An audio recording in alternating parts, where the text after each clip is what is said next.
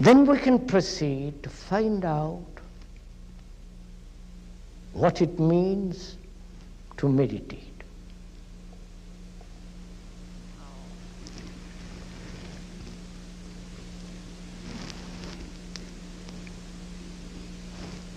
I don't know if you have gone into this at all.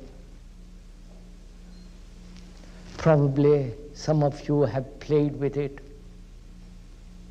tried to control your thoughts, follow various systems. But that's not meditation at all.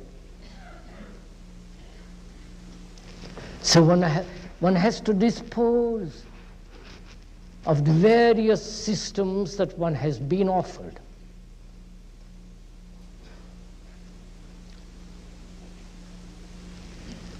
The Zen, the transcendental, the things that have been brought over from India or Asia,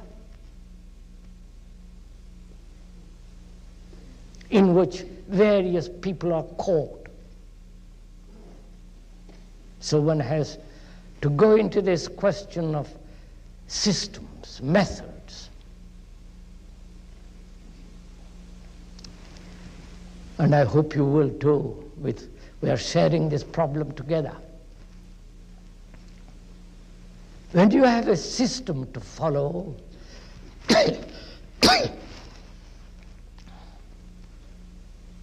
what happens to the mind?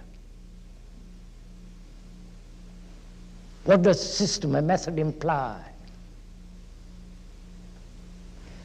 A guru, I don't know why they call themselves gurus.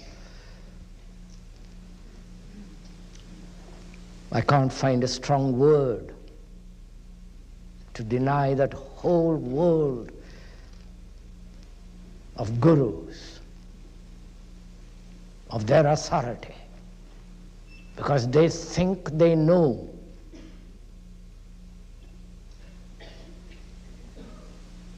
And a man who says, I know, such a man does not know. Or a man who says, I've experienced truth, distrust him completely.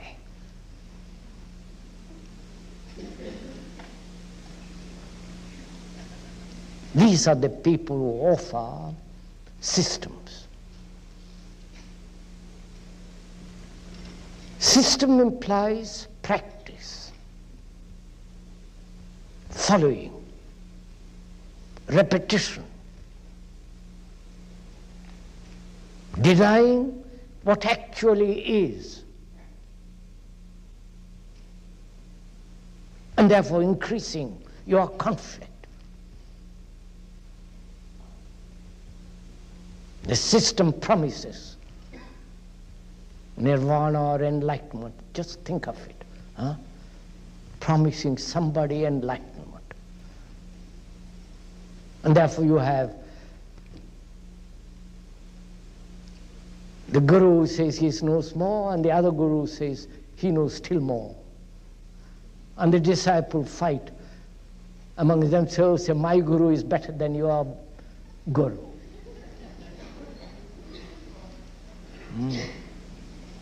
So you observe this, that systems make the mind mechanical.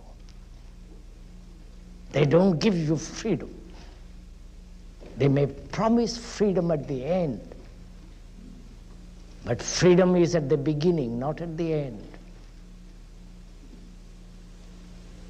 If you have no freedom at the beginning to inquire into the truth of any system, then you're bound to end up with this system, and therefore a mind which is incapable of subtlety, swiftness, sensitivity. So one can totally dispose entirely of all systems. so that your mind is really inquiring, is really learning, not according to any system, any philosophy, any guru, but being free to inquire, to see what actually takes place.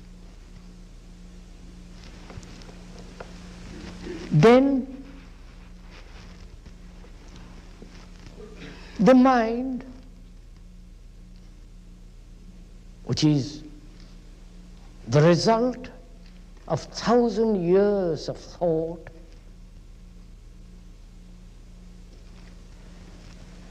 that mind, that thought wanders. You want to fix your mind, your thought, on a particular phrase, a symbol, an idea, and so on, and your thought wanders off. And you say you must control it. So again, you have a battle. You want to fix your mind on something, and you're thinking about the drive that you're going to take. So there's conflict. You understand? So, what is important is not controlling thought, but understanding thought. Therefore, understanding the origin, the beginning of thought, which is in yourself. That is,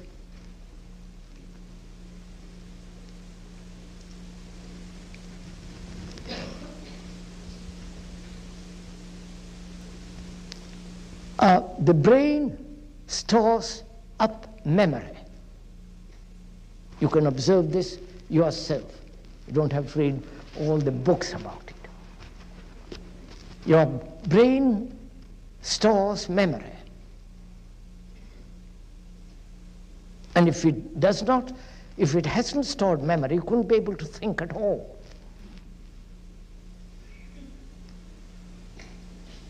And that memory is the result of experience, knowledge, whether yours or of the community or of the family and so on, of the race. And from that storehouse of memory, thought springs. And thought is never free, it's always old.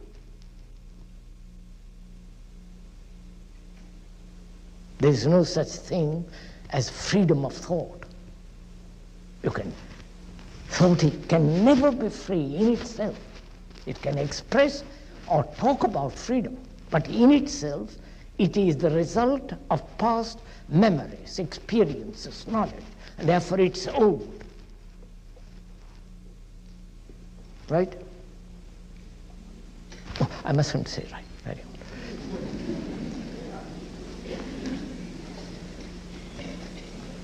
And one must have this accumulation of knowledge.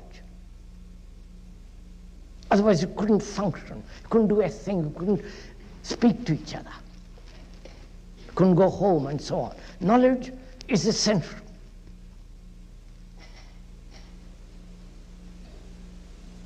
So, in meditation, one has to find out whether there is an end to knowledge and a freedom from the known.